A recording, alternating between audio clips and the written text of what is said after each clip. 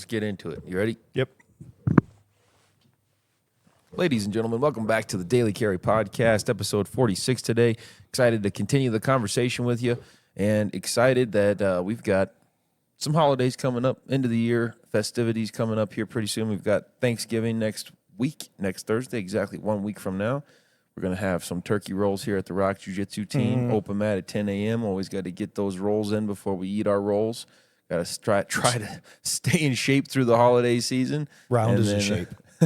Well, this Saturday, though, we've got, before that open mat, this Saturday, we've got the JWI4 open mat and media day, which is pretty cool. We're going to have a bunch of guys coming through here to have some fun on the mat, get some rolls in together, but then also make some pre-event footage to promote the event coming up. So that's going to be exciting. And we're working on a lot of really exciting things on the back end. By the way, in fact, this is probably a good point. I didn't bring it up here, but I need to go get it. And we can look at it on the episode, and I'll show it to you, and you can see it. So I'm going to say right here, pause. I'll be right back. I got to go get this. This is going to be really cool. I want to show you this. Sweet. All right. So we're back, and I'm going to hand this over, and I want to put it on your cam so you can kind of show off what this is. But we just got this. Taran Tactical sent this to us for JWI4. Man, does it look real? Does it feel real?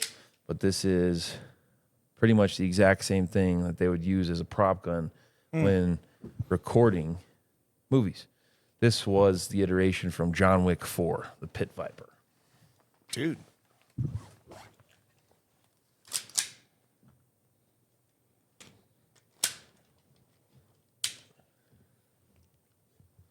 Is that cool or what? That is as real as it gets. I know. It is absolutely rad. You know what's super cool too? If you push the front, it's so real. Like if you cock it and then you press the front in as if you were gonna. Check out that. Oh yeah, all of it's just so real. But it will actually put it out of battery. Like Yeah. that's one thing. But this is the other thing that's gonna make this. That is super cool. I mean, it's pretty cool because it's Pit Boss grappling. We got the Pit Viper. Pretty awesome. But then what is also awesome is that this is going to bring it up to a level of realism. Like, I mean, it's actually going to go bang, right? I mean, it's not going to be as loud as a real gun, but it's a green gas operated, so it's rechargeable, and it'll actually make a pretty good noise whenever you pull the trigger and it actually successfully cycles. But it will also leave no room for interpretation. Sure. We know, okay, if it went bang and it was pointing at you, that's it, right? But it also has all the realistic characteristics to where if we were to play the game, get it out of battery, okay, well, we'll know if it shoots or not. You know, we'll know because it'll go bang, as opposed to the other ones that it was just kind of, it makes a noise and it cycles, but it's kind of was like, all right, it's harder to tell. This will not be hard to tell. That's a really cool piece of equipment right there. I mean, dude, so real. And It's balanced well too. yeah, it's an actual licensed replica of the Taran Tactical Pit Viper. Yeah. So if anybody of you out there, if any of you are nerds out there when it comes to John Wick, this is whenever in John Wick 4, got the king of the homeless people or whatever it is. Yeah. And he's like, here's a 9mm Pit Viper. And John Wick's like, where'd you get this? That's super cool, dude. So, yeah, I'm super excited about this. That just dropped in yesterday. 2 days ago. That's super cool. Just got here.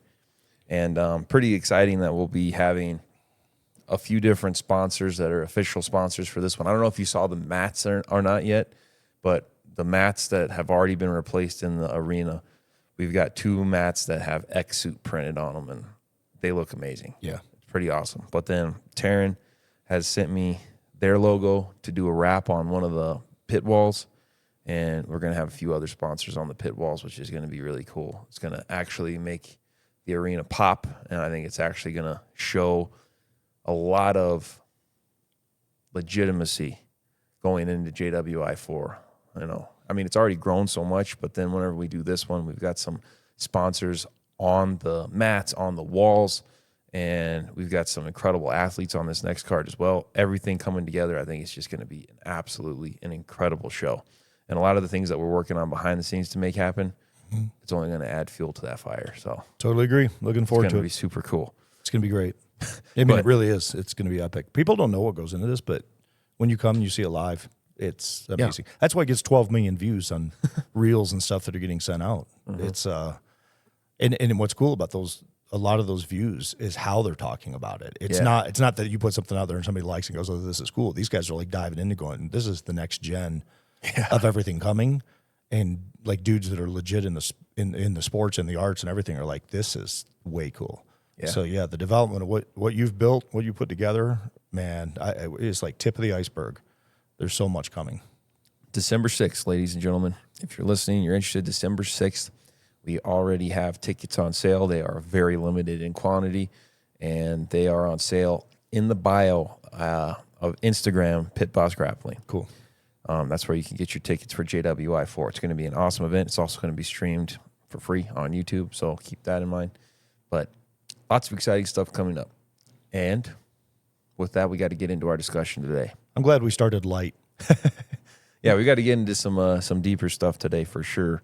So in our last episode, we briefly touched on some of this stuff. And coming into this episode, there's been a little bit more research and context, but let's make something very clear. Even some of the people that have dug the most into this topic we're about to go into still have no idea. Exactly. So what we're about to share and get into and talk about, everybody out there listening, don't make any mistake of going out there and say, "Oh, Jared and Micah said this happened." No, we're saying that right now there is questions, and there's questions that are leading to more questions, and there's not a whole lot of answers. And what we're talking about right now is there's a lot of investigation going on into the nature of Charlie Kirk's assassination. And we don't ever want to make light of the subject. Many of those who are out there, myself included, it's still haunting to think about the day that we got onto social media and we saw the young man, Charlie Kirk, lose his life in the tragic way that he did, an absolute horrendous way for the entire world to see a young man who was full of good things to say, fighting for the right things, fighting for truth. And for him to be taken out that way was absolutely tragic. And there's so many people that are not over it, and rightfully so, because we want answers. We'd like answers. I mean, we at some point have to face the reality. Maybe we don't get answers, but at the same time, I think it would be naive, and I think that it's exactly what the bigger cog, the bigger system would like for people to do is just get over it. Just stop. Just kind of like Trump with the Epstein files. What Epstein files? What files? Or well, maybe that wasn't Trump. That was Pam, right? That was Pam Bondi. Somebody said that. Except for he signed it yesterday. Yeah, he did finally. So and here's the thing, right? Yeah. So here's the thing. And remember, several episodes ago, we talked about that. We're like, man, if we just have a bunch of people just keep on harping on this and don't let it go, what choice are they going to have? I think that hopefully that'll be the same thing with Charlie Kirk's assassination and finding the right, true answers in that. But at the same time, I mean, I haven't seen what has actually been released of the Epstein files with whatever he signed. You know, we have no idea what they're actually going to release, what they're not. Hopefully we get some answers. Hopefully, I think that there's a lot of people expecting that, but we'll have to see. I haven't looked into any of what's been released yet. I haven't heard any reports on it. Has it actually been released? I thought he just signed that it's going to be. Maybe he just signed that it's going to be. I've not opened the news today, so it's possible it's out there. There's so much going on. There's so much news out there. It's so hard to keep up with what's happening, and we do our best to do that. But at the same time, we have our own things going on as well, as you guys are hearing over the airwaves. We've got a lot going on here at the Rock Jiu-Jitsu team, at Pit Boss Grappling, at Core Freedom Alliance. We always stay busy over here. And regardless or not, no excuse. We do our best to stay in tune, stay plugged in, because we want to be able to give the best information that we can whenever we're talking about these weightier subjects. And probably the most important thing that we're going to discuss that's going to bring a lot of context to this today is Sean Ryan's recent interview with the head of security for Charlie Kirk.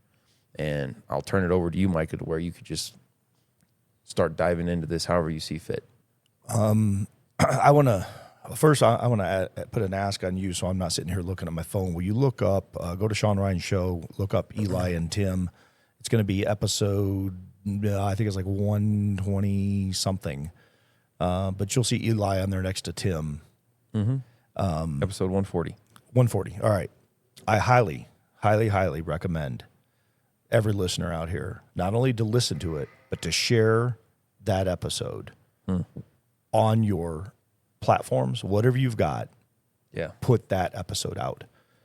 If people want to know why there's not answers right now, and this has, by the way, let me be very clear. This episode was pre-Trump election, so there's no Epstein stuff. There's no Charlie Kirk stuff. This episode that I'm referring you guys to is probably the most telling interview that I've ever watched about what actually goes on behind closed doors in D.C., why nothing gets done, how the big machine works, why sides get taken, why finger pointing happens both directions. Fill in the blank, fill in the blank, fill in the blank. You want to find out what's really going on, it's there. And it was funny. I don't remember if it was Tim or it was Eli that said it, but they said Congress is the only thing with a 10% approval rating and a 90% retention rate. It's just a slime fest there. So highly recommend everybody to go watch that episode in full length. It's a long play episode. You will learn more on that episode about what happens in politics than probably anything that you're ever going to see in the media. And you can sum it up in a 2-hour watch, and it's not only engaging, it'll make you irritated, it'll make you angry probably, but at the exact same time, it will give you answers. And I think that's important because that's what people are looking for right now. They're like, why does this keep happening? I don't know how many times they say in Congress, we unequivocally do not trust the federal government that we're part of. Unequivocally. Don't trust it. So Charlie Kirk, as a detective, I want to just kind of frame it this way. So I watched the interview with the head of security with Sean Ryan, and I'll just say this right out of the gate, just to clear the air. I believe 98% of what the man said to be true. I'm going to leave a 2% out. I don't believe that Sean asked the right questions. He asked some questions that were good. He did paint a picture in the beginning. The first half of the episode went a little long for me. I thought there was too much about what do you do and what does your team do in the specifics. And I know they want to get into that, but then it didn't leave enough room to ask the tough questions. And then the tough questions actually never really came. And there was 2 or 3 really obvious questions that I think everybody wants answered, never came up. So that was disappointing. And I'm hoping to do a 2.0. I'm hoping the feedback comes to Sean, because it seems like anything I've looked at online was like, are you kidding me? This wasn't even an interview.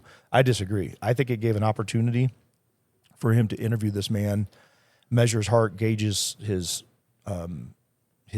measure of a man, how he runs his team, all of that. Like, all of that was important. And they did a great job painting a picture, and they did a really good job of showcasing and sharing how they treated Charlie, because that absolutely was one of the things, because you couldn't see it behind the table. You didn't know what was going on. As somebody who's medicked out on the road in the hospital on teams, I believe every word that he said in regards to how he treated Charlie. He was given details, and you got to go watch the interview, summarize it for yourself, draw your own conclusions. I speak for nobody. This is just my opinion. He said there was an entrance wound. There was no exit wound. We never talked 30-06. We never talked the power of that round. They never got into any of that. They got into, at some point towards the end of the interview, the round hit, multiple vertebrae shattered. It frags, comes out his neck. He said that in the interview. So he says there's no exit wound, but at the exact same time says it fragged. That raised a question, which means, was a 30-06 round at 140 yards, did it redirect off of Charlie's spine? Because if you remember in the beginning, when all of this came out, the doctor said he's like got a superhuman neck, super strong, I think that raised questions for people. So there's a bunch of dudes that went online started digging into this thing with 30-06 rounds and started shooting everything you could shoot with 30-06 to showcase the power of a round, if nothing else. That never seemed to jive, but it never came up in the interview. But as a detective, if I'm sitting down, and this is why I think that this conversation is important today, not to paint conspiracy theory pictures. You can go online and watch all you want. You can develop, dude. You could go crazy on this thing. If I got a call, and they said, they call them a call sign Victor 67. Hey, we need you at such and such location. We have a homicide. My responsibility is to solve that case. You leave no stone unturned, no question unasked for the victim. For the victim. Yeah. For a person that was sitting there, regardless of how it happened. I've worked cases where street walking prostitutes were strangled and killed. You can look at it inside of 30 seconds and you know why. It's still your responsibility and your job to leave no stone unturned. You ask every question until you find it. I've got little tiny plaques with letters written to me from different agencies from around the United States on homicides where I caught the guy. One of them was a prostitute. But that's not what they sent the letter. It's because he had killed 4 people in a different state and fled, and I happened to catch him. Those are the kind of things that when it happens, you owe it to the family, you owe it to the victim, and you definitely owe it to the suspect. Yeah. That suspect goes to jail. Homicide is as bad as it gets, so you don't come back from that. There is nothing short of that. So you go long range, you go medium, and you go close when it comes to an investigatory process on that. From your picture taking, depending on the crime scene, it could be a quarter mile away, it could be a half mile away, it could be taken from an aerial view, and it goes all the way down to within inches of the body in every direction, every angle, 360, triplicated. You hit. You can never take enough pictures, and then you recreate the story from the inside out. The hard part in watching this interview was that, one, they never got to a couple of those questions. And I'm sure if Sean Ryan had said, do you think this is a 30-06 round? My guess is, because it wasn't asked, my assumption is he would say, man, I don't know. All I know is he went down, and my role and my responsibility was to treat him. He did an exceptional job explaining how he treated Charlie. And I want to be abundantly clear. I've only had 2 carotid injuries that I had to pack. The way he described how he was packing, how they were moving, that might have been the most important part of the interview. I walked away from that going, he's not lying. He's not covering anything up. That's why I said 98% of what he said, I believe. There was a couple things that, not so much that I thought he was lying, is that I think he's actually searching for answers on himself. And one of the things that he came out and said, and it was very, very powerful, where's the report? Show us the medical report. Show us the medical report with all the pictures, everything. He goes, I want to see it. Everybody wants to see it. I know what I saw. I know what I treated. And as he described how he treated Charlie, I thought, yep, that's exactly what I would do. It's exactly what I would do. I'd be pack, compress, pack, compress, pack, compress, pack, compress. Load and code, move, pack, compress, pack, compress, pack, compress. Break down intersections, jump curbs, do what you got, pack, compress, pack, compress, pack, compress. You're never going to stop a carotid artery bleed unless you got a couple clamps. And you got to be able to get to it. In that case, you would have never gotten to it. So they did what needed to be done. He admitted within seconds of seeing Charlie, he was looking at empty eyes. He said, I knew he was gone. But you don't stop. You just keep treating. So from that standpoint, again, I believe him. I believe him. I believe what he said. I don't like the answers that he gave on the detail, on how the setup was and what they did. And there's something that we talk about in tactic stuff. You never second guess a live op. You just don't do it. If you're not boots on the ground, you don't get to second guess it. Everybody will armchair quarterback it in hindsight. All the proverbial experts and all the online trolls, and everybody's going to second guess this. But he said a couple things that were concerning to me. I'll bring this up, and I'll hand it to you, and then we can kind of break this down. I know you didn't see the interview yet, but in the interview, he made a point of making a point of making a point of making a point of why there weren't drones in the air and why there wasn't coverage from UVU PD. They had reached out to UVU PD. They had asked for help. UVU PD responded back. They show the screen text on the podcast, a close-up of it. You read it. You can see it. The problem at the end was UVU didn't show up. They didn't come. They didn't do any of the thing. And the director of security just kept saying, well, what was I supposed to do? I called them. I texted them. They said they were coming. Then they didn't come. I don't know. Maybe that's how they run their details. But if I'm pulling in, so they did a 2-week pre-op on this thing. That's pretty uncanny in and of itself. I know a lot of SF guys that haven't done 2-week pre-ops on stuff. And you're talking about Charlie Kirk. So you're running from university to university, place to place to place to place all the time.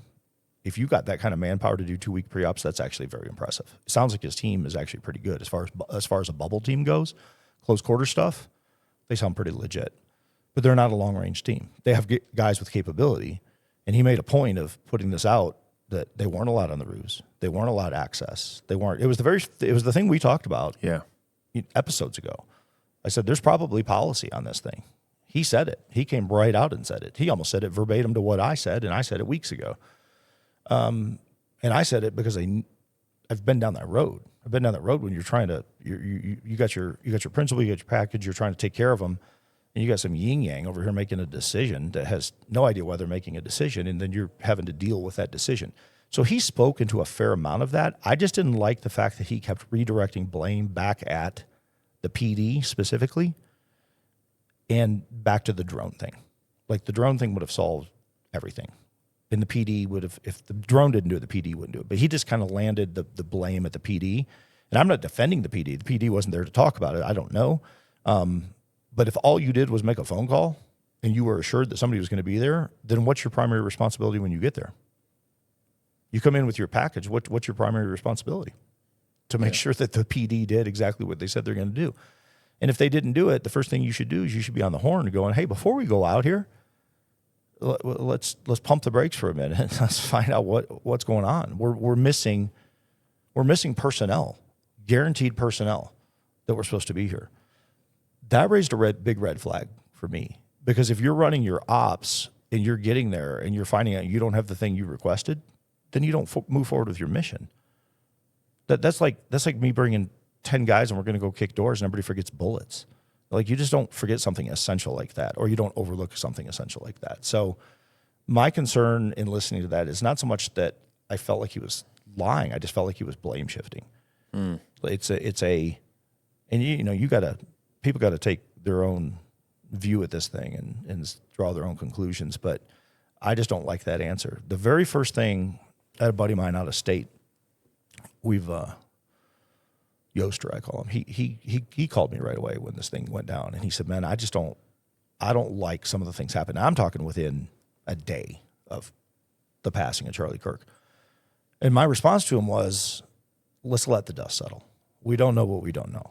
Right now, they got somebody in custody. Maybe it was 2 days. I don't know. It was right if they got the guy in custody. Got the guy in custody. I heard a report that a dad, or maybe the dad and the preacher, turned him in." And then all of a sudden there was this trans thing that came out and yada, yada, yada. But he said, "I don't like it." He goes, it feels like a cover up. And he gave some different reasons why. And I said, "Yeah, it does feel like that. You're right. But let's see what happens. Let the dust settle." Well, now the dust has settled a lot in some areas, but it's also swirled up in others. And I don't think this interview, my take is I don't think this interview I don't think it answered, one, the questions that need to be asked, and maybe even more importantly, the competency element of the team. It's easy to go back when something goes bad and find the thing that goes bad and hone in on it and go, how come you didn't do this, that, or the other?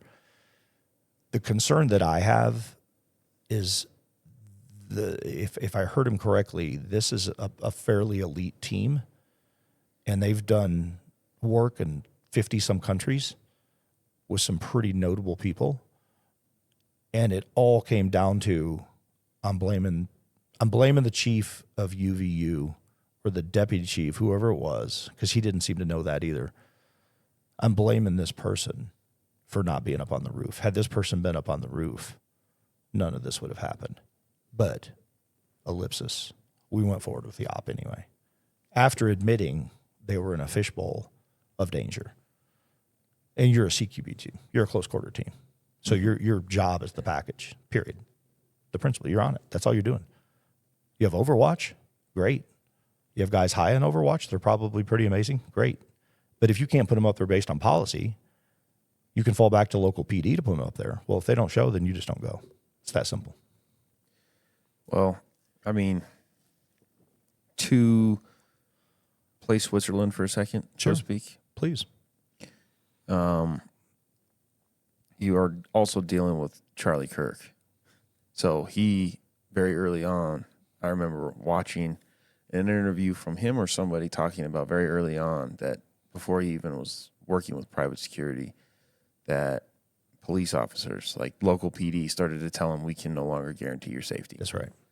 So he continued anyways, obviously. Yep. Eventually got to the point of getting his own executive protection. But if they were to say we don't want to do this op, you have to imagine that Charlie's probably going to say, we're going to do it anyways. No doubt. So he all but said that, actually. Yeah, so that's one element of it that I think we consider is, I mean, if you were the one doing the executive protection and those things like PD didn't show up, whatever, your recommendation would probably be like, we shouldn't do this. But then you're still dealing with the person who's paying for the executive protection that's really at the end of the day making the decision. So I can see how hands can kind of be a little bit tied whenever you are trying to make calls like that, but don't really have the final authority to make calls like that. So have to do the best with what you're given. And I don't really know. I don't have all the expertise to be able to rightly divide exactly what the team did well and didn't do well. But it definitely seems like the big one would have just been drones and watching every single roof, even if you're not allowed to be on the roof, you know, have guys watching every single roof. Drones should have been in use for sure. I mean, there was drones flying around anyways. There was drones flying around anyways. He admitted that. And he said, yeah, that bothered me. And then it just kind of ended there. There's just, it left, for me, it left more questions than it did answers, certainly as to there was nothing answered that I drew in any way, shape, or form that showed who the shooter was, where the shot came from. That's why I'm hoping there's a 2.0 on this. I'm hoping that Sean Ryan like literally went 5 hours and we just got the first part. I'm hoping there's a whole bunch that comes out. It didn't feel like that. It felt like it ended. But my goal is not to sit here and go, they screwed this up or they did this or let me dig into a way I would do something. It is looking back at history. If you can't, the reason I got stuck on the cop thing was because he got stuck on the cop thing.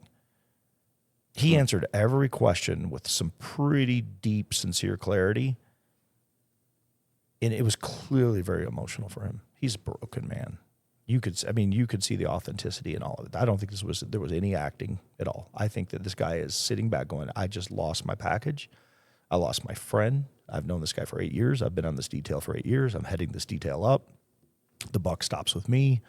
All that felt totally legitimate. If he was sitting here right now, I'd give him a hug and I'd say, I'm so sorry for the loss of your friend. But we have questions. Yeah. And in the end of this thing, the family deserves it. Charlie deserves it. The suspect deserves it. Mm-hmm. The judge comes out and says, we're putting the kibosh on sharing of anything because we want a fair trial. Well, we do. We want a fair trial. I mean, if it was your child, wouldn't you want a fair trial? Of course. At the exact same time, we want the truth. You can have both of those. And truth finds a way, man. Truth is like water. It just finds a way. It may take time, but it'll get there, right? Best cover-ups in the world, it'll get there. And so I do I hurt for the guy. I watched his eyes. I watched his body language. Everything that he said, I replayed certain portions of it. I rewatched body language again. I just come back to the fact that now we have more questions than we do answers. And there's definitely a question of op strategy and how they executed. You want to get cops on scene? This is one of those ask for forgiveness, not permission things. If you get there and you're bubble, you're there, and you don't have a loophole up top. You don't have a counter sniper to a sniper. Something to look through to put Overwatch on. Do it anyway. You'll get cops there. They'll show up quickly. Mm-hmm. Go up there and not ask for forgiveness. I've been on a handful of ops where we were like, pound sand on that. We're putting somebody there, or we're moving people without asking. They had little areas cordoned off. They talked about their pre-op, that they go in and set it up for the protection of everything, which I found very interesting. Then you got to control it. If you're putting your environment out there, you got to control your environment. You don't get to come back and blame somebody else for it. And that was the hardest part of that interview for me, is he just got stuck there. It's like you could tell he couldn't get past that. Now, could he not get past it because it ticked him off and he expected it to happen? Potentially. But he still got a responsibility of going, where are they at? We can do a 5-minute pump the brakes until they get here. We can delay a crowd. I mean, how many events have you ever been to where something doesn't start on time? Wait 10 minutes, figure out what you got. Or put your own guys up there, because if you start watching, there were people moving all about up in those buildings. So you could have very easily done that at a bare minimum. And the kicker on all of this was, Sean says, how many guys did you bring with you? And he says, typically we're running 7, 8, or 9, but today we brought 13. We felt something was off. Wow. So you have 4 extra dudes than you normally have. What do you do with those 4 guys? Well, I'm not putting them on Charlie. I'm putting them on the crowd. I'm putting them up high. I'm putting them to where I need. If I don't have line of sight, that's the first thing I'm going to get is line of sight. 360 line of sight. 4 eyes, 360. That bothered me.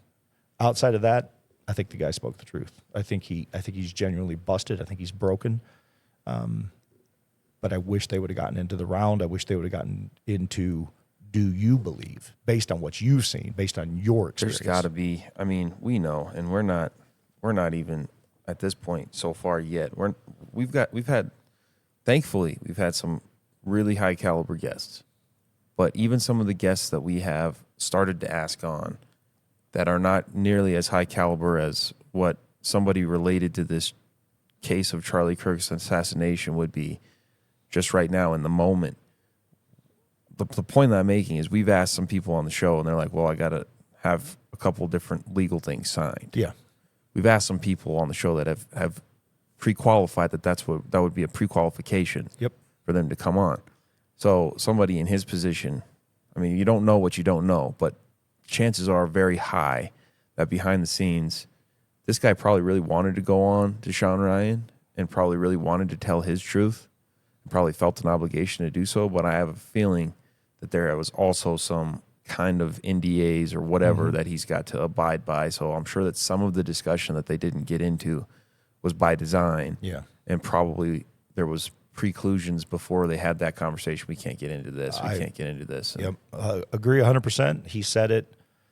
He didn't say what they were, what they couldn't. I obviously you don't go on a show with a guy of Ryan's character and caliber at this point, not have vetted this guy. I mean, Sean came out and had a stack of papers in his hands with the guys' bios and their backgrounds and what they do, and I mean, this is. I thought the interview was overall. I thought the interview was actually very telling. I was just very disappointed in a couple of the questions that didn't get asked, because they would be, to your point, are there NDAs? Are there things we can't discuss? Or what am I gag? What's the gag order cover? Et cetera, et cetera. So sure. I mean, I'll default to that as the possibility, the out. I still get. I guess I'm going to remain stuck until I see something else, and that's why I say I let the dust settle. This is really the first time I've even talked about this thing. I've watched. Now I dug into it, and the reason I wanted to bring up this situation with Charlie today is actually not Charlie. I mean, it starts with this, but turning the corner to take this conversation into a different direction. what has happened, and I think this is just tantamount right now. So there's 8.2 billion people on the planet. I genuinely believe in my heart of hearts, to the depths of me, marrow deep, there's probably 15 people that know the truth. Because there's 2 cameras that were immediately taken down. Those cameras, based on the angle, based on where they were at, I've reviewed the footage, they would have showcased every question that has not been answered thus far just off of those 2 cameras. And I understand why they would grab them, and I understand why they would sequester that, and I understand why they would put a gag order out. I get all of that. Totally get it. Especially if you want to have a fair trial. Totally get that. But the but factor is what has happened after this, where I hope our conversation goes well. Because we talked about this yesterday, or last podcast, sorry, about love, about how you treat people, standing in the face of evil, as we always say, but truly it's about trust. It's about relationship. It's just step into it. And what has happened right now since Charlie, and this was going on a little bit before, but what has happened since Charlie has fallen is you now have 7 big players for the conservative voice. So the Megyn Kellys, the Ben Shapiro's, the Mark Levin, however you say his last name, Levin, Tucker Carlson, et cetera, et cetera. These guys are at war with each other right now online. And a lot of it has to do with Charlie. A lot of it has to do with what has come out. A lot of it has to do with what's being said. Candace Owens leading the charge, the biggest part of it. And she may be spot on. I have no idea at this juncture. She may have way more intel than anybody else does. Maybe she has sourced one of those 10 or 15 people that actually do know the truth. I don't know. I don't have the bandwidth to sit down to watch all of these things. I try so that I can sound informative when I don't come in here and I'm just running my yap and sound like some idiot going, I don't like this interview. No, I think it's way deeper than that. And where I'm going to with all of this is everything that happened, the interview with Sean, decent interview. I genuinely think the guy is telling the truth, 98% of it. A couple questions didn't get asked. I think were softball questions, and I couldn't find an NDA reason why they wouldn't come out. I'm saying, because I thought about that. I was like, well, that would have been an easy question, because this is all he's got to do is say, I don't know, or I can't answer that. But to not ask the question, maybe that happened ahead of time. I don't know. But I struggle with the round. I struggle with the PD thing, and then I struggle with the aftermath, because right now there's 2 big questions I have. One, what's up with all the infighting? Why now? Like, why is, because this thing has become a big Israel thing. I mean, like a really big Israel thing. There's some things that are coming to light, and Shapiro's defensive, and Tucker's aggressive, and Candace is on her thing, and Megan's trying to play the mediator. Mark Levin. Man, he came out swinging yesterday in just holy cow kind of way. One mortar round after another, throwing them across the bow. And so there's a lot of very angry people right now. There's a lot of questions that haven't been answered. And then just the whole thing with that Mikey McCoy dude just bothers me. I said it. I think I said it on the podcast. If I didn't, I certainly know that I've had conversations about it. But just watching that footage, that frame-by-frame footage, when Charlie goes down, he's on his phone almost as fast as Charlie falls, and he just walks away from the entire scene, and then the cameras follow him.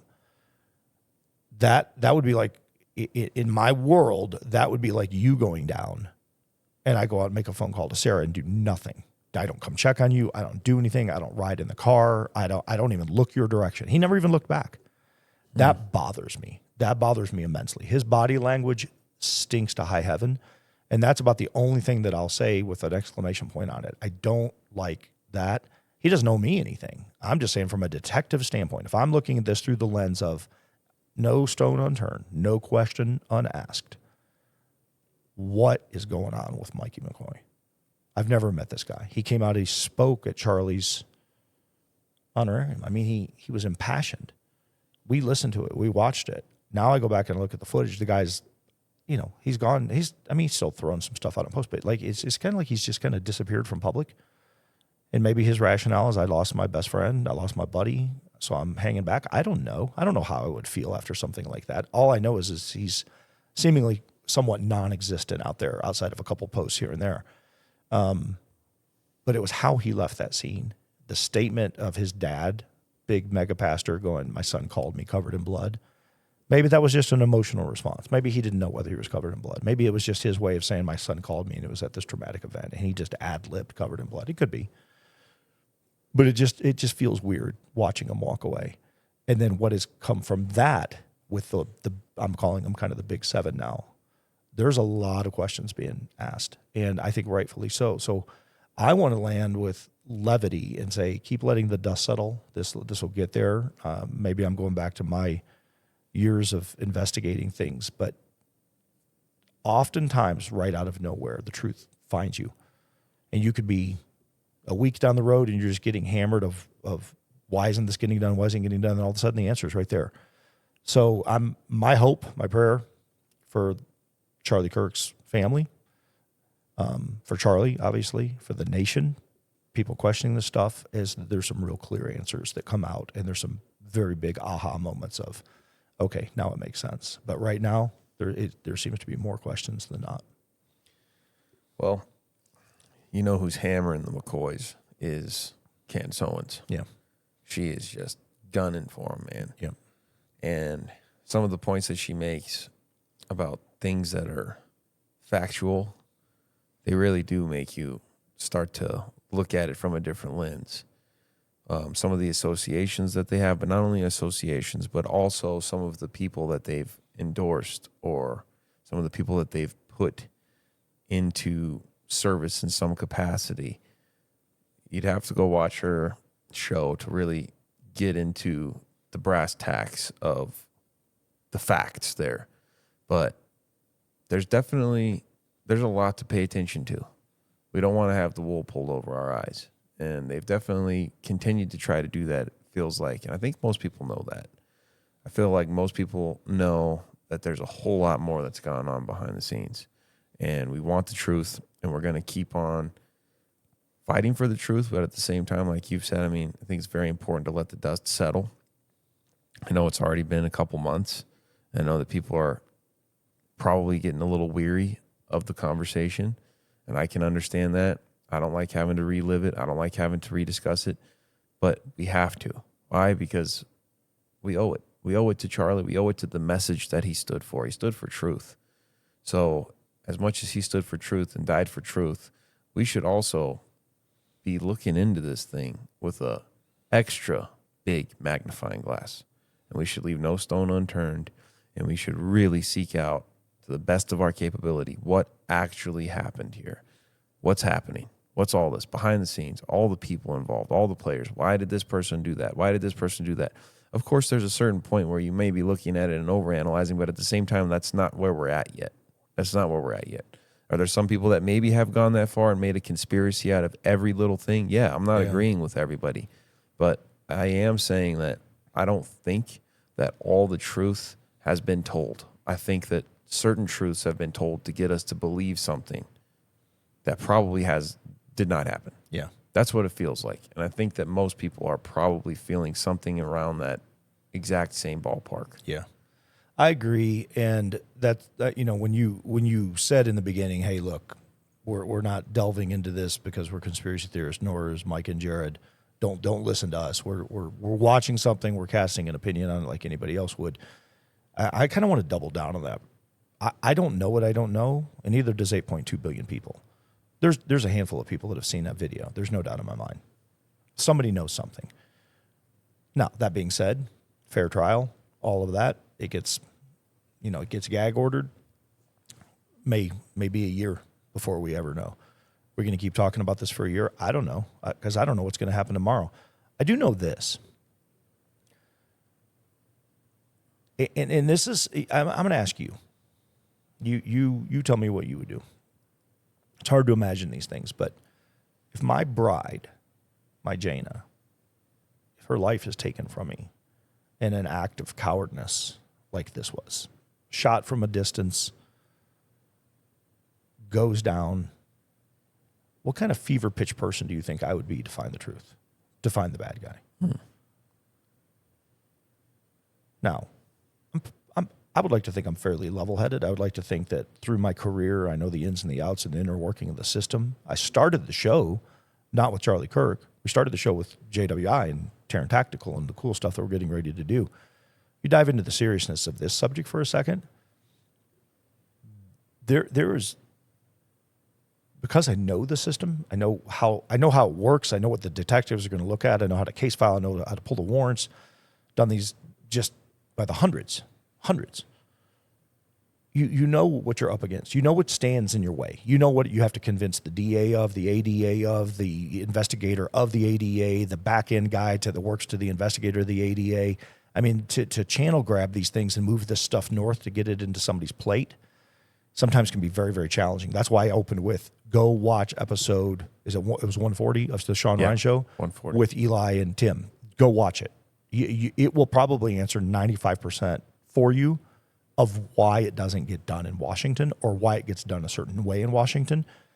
And everybody should be going, what? Wait, what? Our system is jacked. I mean, you think it's bad? Watch that episode.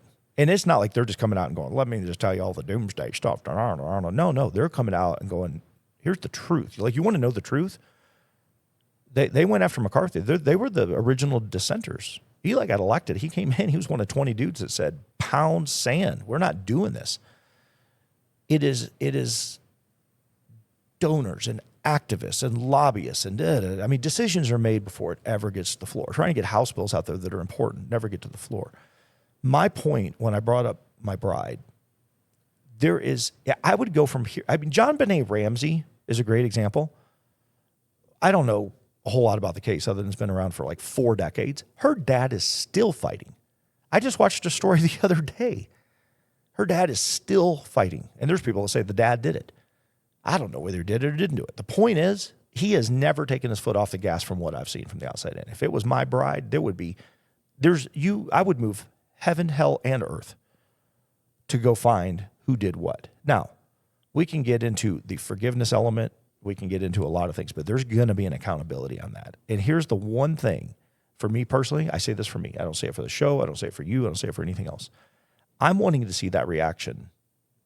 For some reason, I'm wanting to see that reaction from his family. I want to see somebody come out. It's been 2 months, and maybe it's happened. Maybe I just missed it. I've done a lot of digging online. I've not found anything. I want to see somebody, maybe it's just because I would be that. I want to see somebody mad. I want to see somebody say, we deserve answers.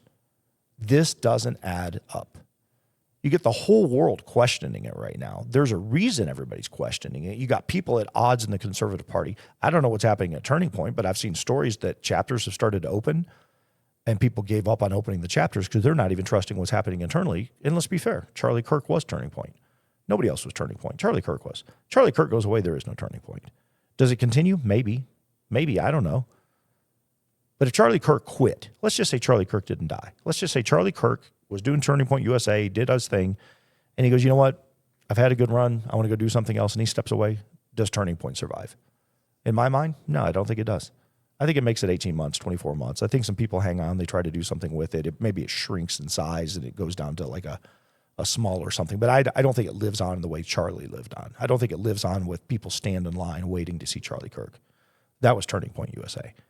Now, there's a lot of back end that comes with that, but I want to see, the reason I say that is because I don't see Turning Point USA right now. I've watched a couple of the podcasts, but it's not Charlie Kirk, number one. You're not getting Charlie Kirk. And you said it earlier, Charlie Kirk's the boss, right? He's going to tell the detail about what to do in some cases. He probably would have gone forth with it that day, and they probably said, let's not go out there. He never addressed that in the interview. He addressed that I don't like it, but he never said, I told him, don't go.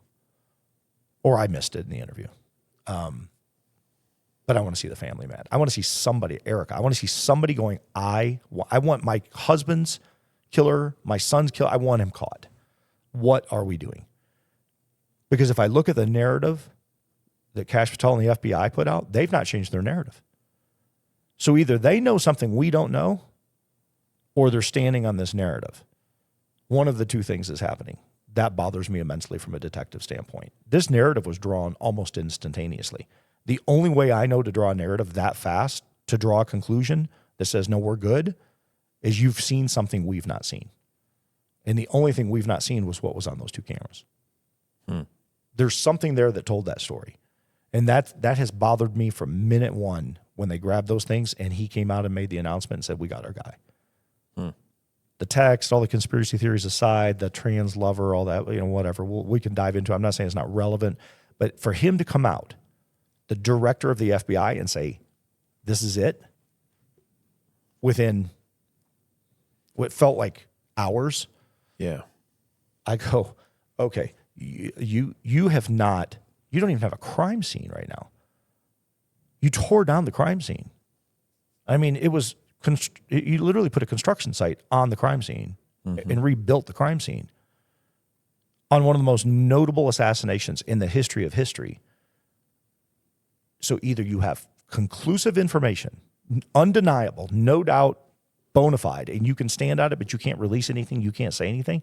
That makes the most sense to me out of everything, which would also make sense on the interview of why this guy was so emotional in telling the story with authenticity from his point of view and not what he thought on the outside. They never went to the outside on anything.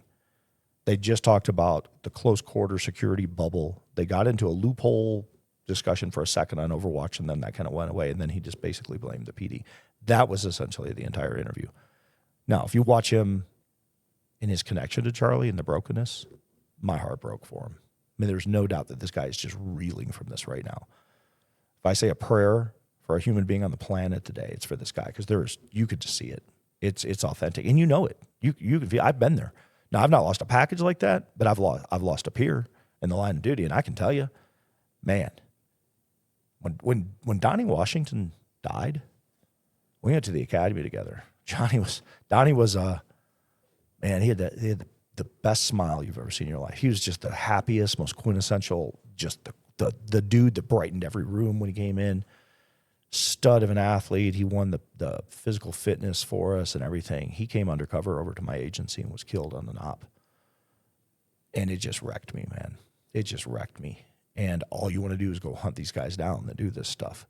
And I struggle with that. And I struggle with it based on my experience. And I get that I'm doing a degree of projection out towards what I want to see.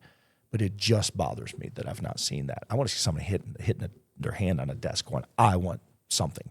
So either Patel has it, he knows he has it, it's conclusive, they've got their thing, and they've told the family we've got it, and maybe that's why we're not seeing anybody. That would make sense to me. That would make sense. That's the only thing that makes sense to me in this. Otherwise, there's a lot of questions out there.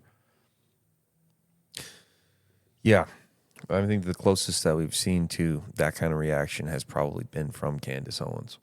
Yeah. And I don't know what she knows and doesn't know. She obviously has had so many people sending her information. I'm pretty sure the cameras that you're referring to, she's claimed to have seen that footage. From what I understand, she's claimed to have somehow watched that footage. If that's the case, then why does she have questions, right? Yeah, that's exactly. And then that's where the conspiracy theories start running wild, which is why I said what I just said. If Patel has it and they saw it and it's conclusive, that doesn't mean that you don't turn over every stone or ask questions. But if it's that obvious, then you're working your investigation in a different way. You're working for protection, not for determination. You've already determined it. I don't need to go keep determining. Now, there may be questions to it. There may be connections with exterior people. Is he involved with something? Is there a bigger picture? Is Israel involved? Is there other things? All of that could be incredibly relevant, and I think that's where Candace is running with all this stuff. But I'm talking about the murder. Like if the video clearly shows exactly what took place, and you can draw that conclusion, okay, that makes sense why they're hush-hush right now. I think the stuff that Candace is diving into, from everything I'm hearing, especially on the Israeli front, it's disturbing on so many levels. But if it's true, it's even more disturbing. So here's the one thing I know about Candace. Never met the gal, but she's pretty fired up and impassioned over this, and she's putting her life on the line to come out and say it. Yeah. Think about that. It's one thing to go, hey, we don't know. It's another thing to go, oh, I know. And here's why I know. And now you're going to walk around looking over your shoulder for the rest of your life? Because there's some pretty seriously bad dudes out there that could end things from a mile away. You're taking that risk? That's how much you're convicted on it?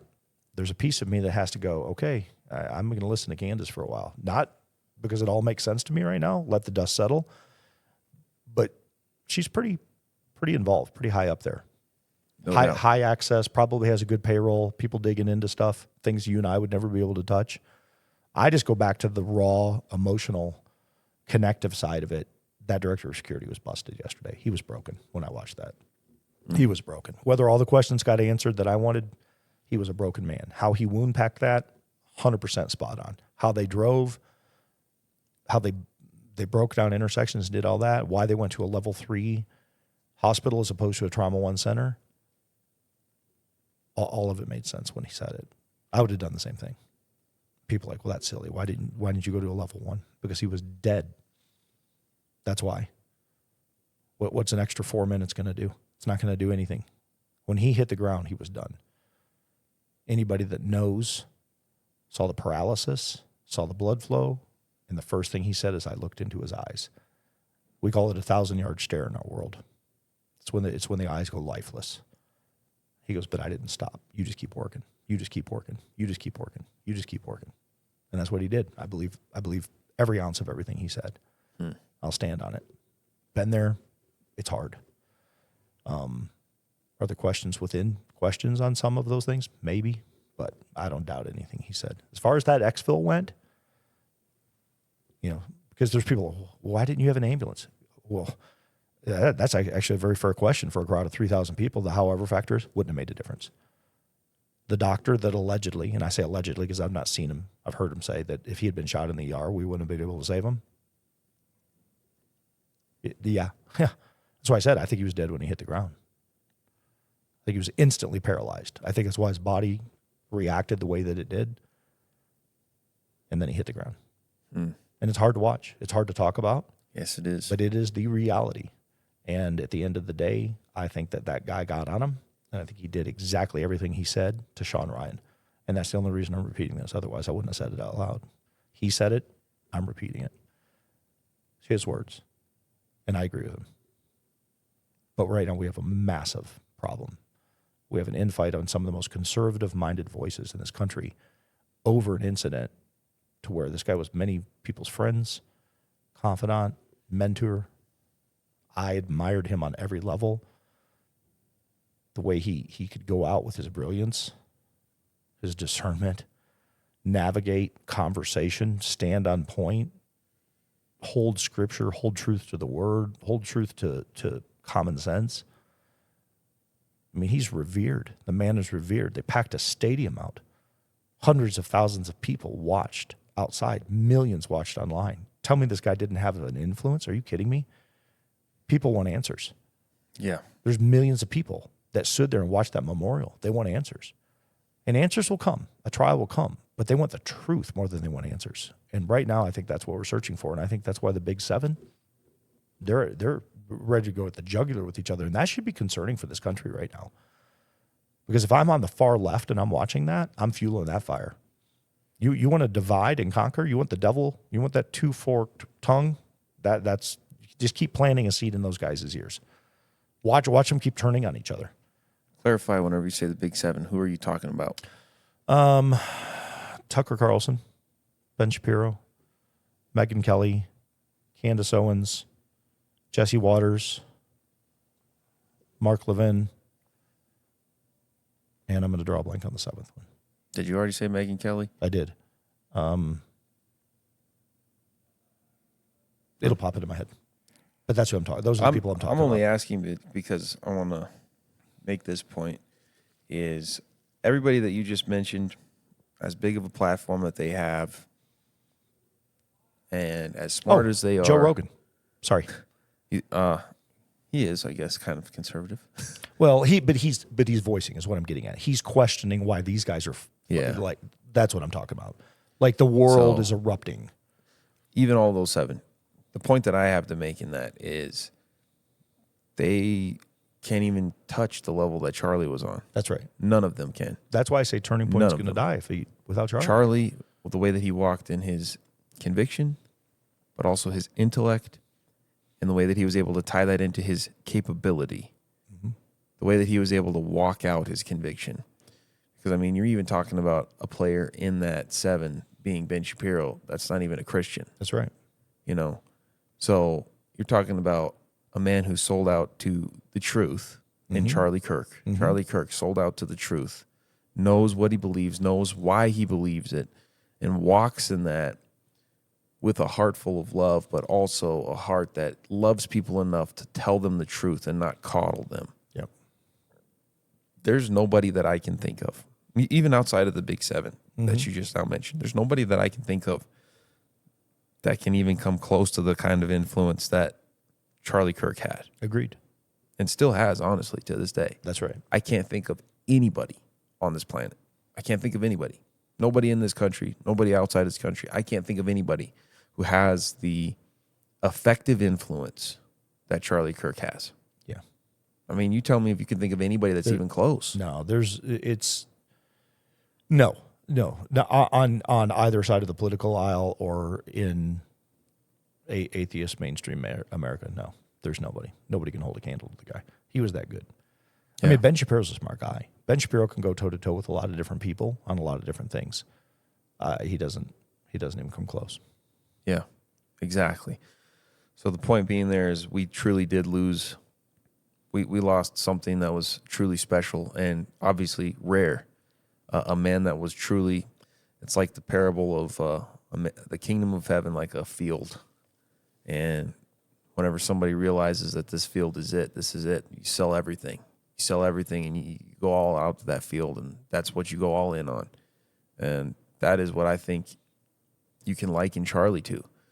I mean, I love his takes on politics, because so many people are like, well, no, he was political more than he was a Christian. And if you listen to Charlie's take in heart, it's like the biggest lie that we ever heard was that we should lay down political talks in the church. Yeah.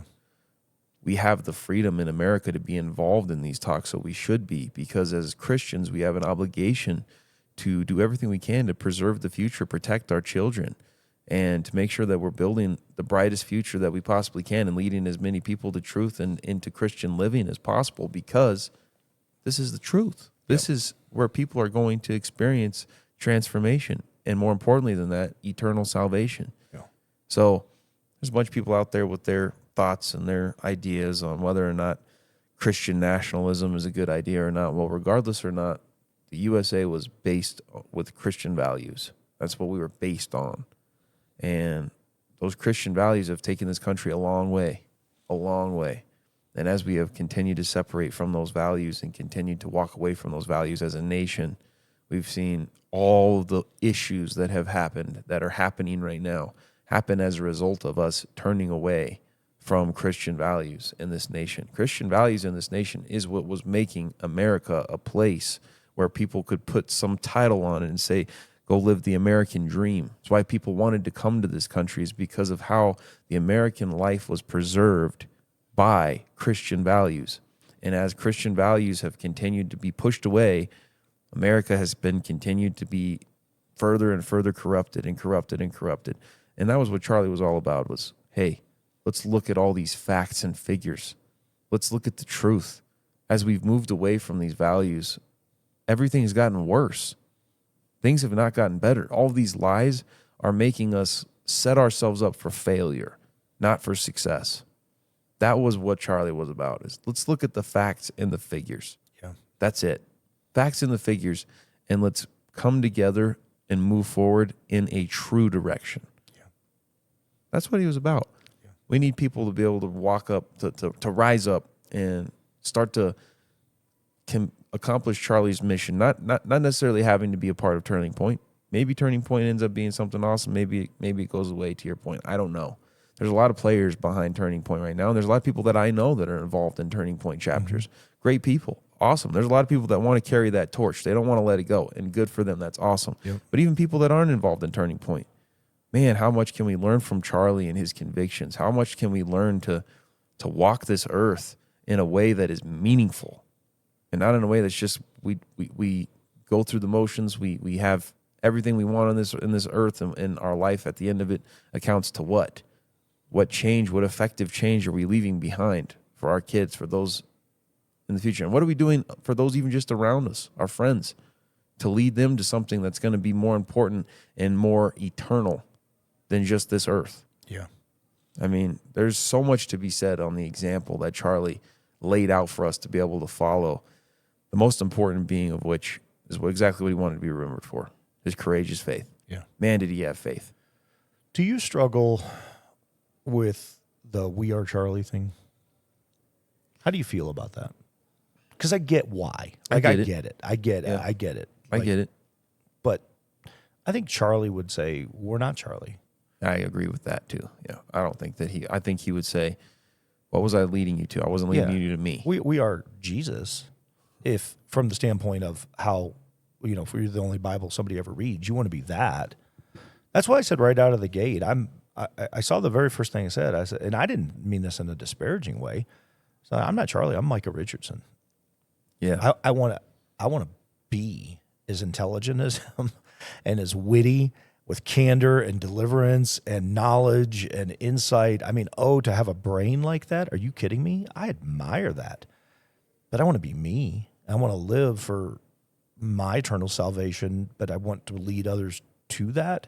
I've had a huge transformation in the last 2 years of my life, and specifically over the last 6 months. And then most notably in just recent 8 weeks, it's never too late. I've got guys that have reached out to me going, dude, I worked with you for decades. Like, you're a different person. There's two things to take from that statement when I look into a camera. One, cool. I'm glad I've become the thing that I should be aspiring to be.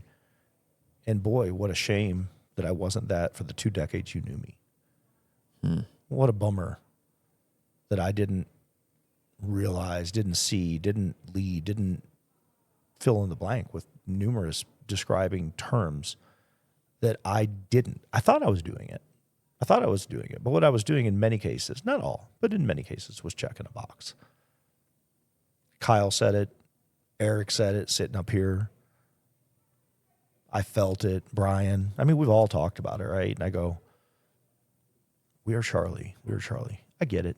It's kind of like when something gets blown up. We are Ukraine. We are Boston. We are New York. I get it. I get the metaphor out of it. I get the love out of it. I get the acknowledgement in it. But I don't think Charlie would go, I don't want to see T-shirts that say "We are Charlie." I want to see something different. And I think that's what he wanted to be remembered for. So I say keep on keeping on for the charge. Keep on admiring. Keep on saying we want to do what he was doing, the good work. But be you. Be the best you can be. Be the best leader you can be. Be the best follower Jesus you can be. Be the best for you.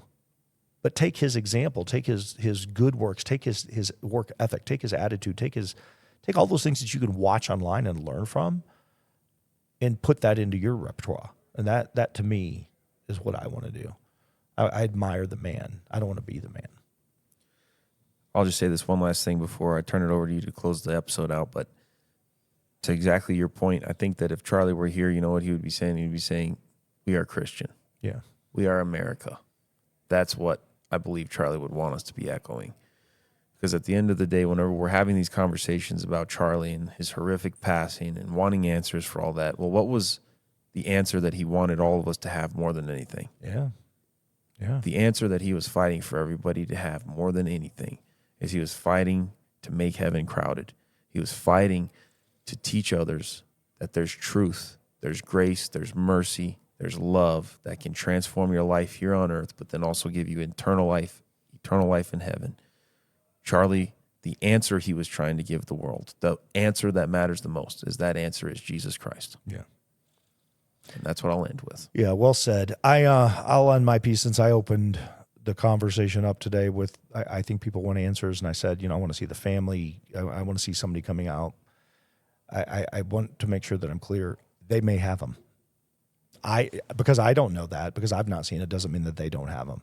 That's number one. Number two, I believe the guy, the director of security, did his level best, but while knowing it was done.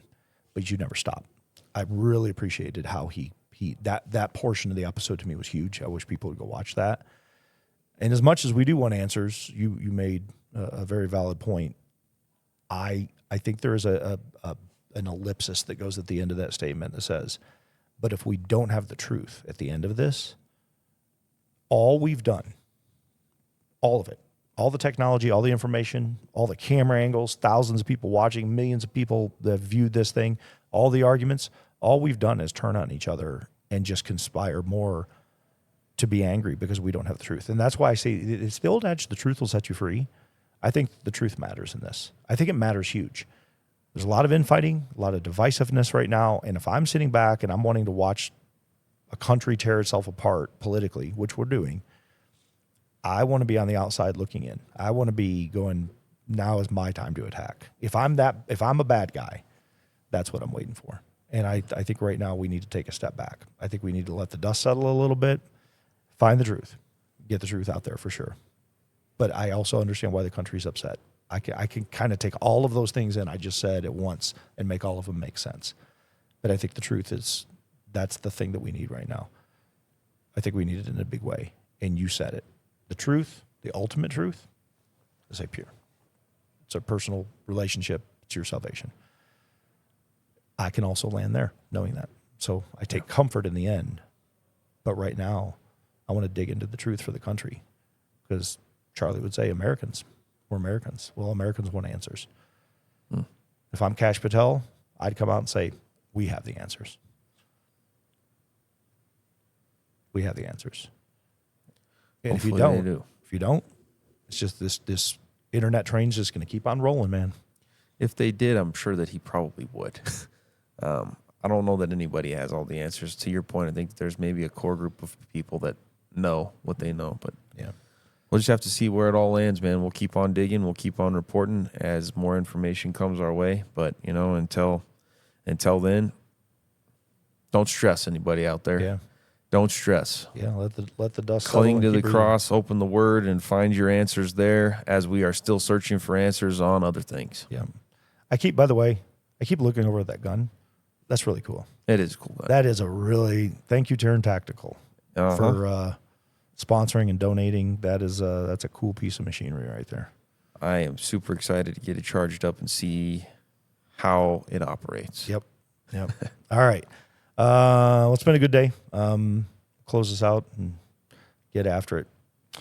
Father God, thank you for this opportunity to come together with Jared, sit down and talk about this. I think it's a really important conversation today for so many different reasons, even beyond answers, just relationships, values, integrity, so much that is being torn apart, torn at the fabric, torn apart by conservative voices that are big voices in this country at each other. And it just all keeps coming back to the truth. I think that the truth answers so many things, and it allays fears. It gets rid of frustrations. And I just ask that you would be at the hearts and the minds of those that are fighting right now. They're fighting for the truth, but they're also infighting. Just quell that, give them peace beyond understanding, help us all to really just take a step back, ask the proper questions at the right time to get to the truth, and to accept it when it is there. I would ask that you watch over, as always, this place, our families, and as we move forth in this day, everybody that's listening to this podcast. It's in your son's name I pray, amen. Amen. Amen. All right. All right. Until next time.